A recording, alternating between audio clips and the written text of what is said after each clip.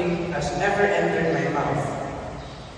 But a second time, a voice from heaven answered, what God has made clean, you are not to call profane.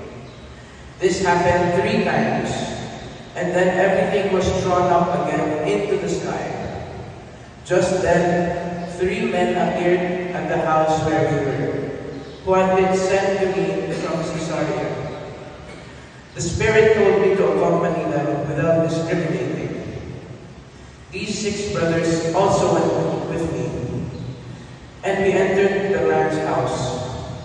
He related to us how he had seen the angel standing in his house, saying, send someone to Joppa, and summon Simon, who is called Peter, who will speak words to you, by which you and all your household will be saved. As I began to speak,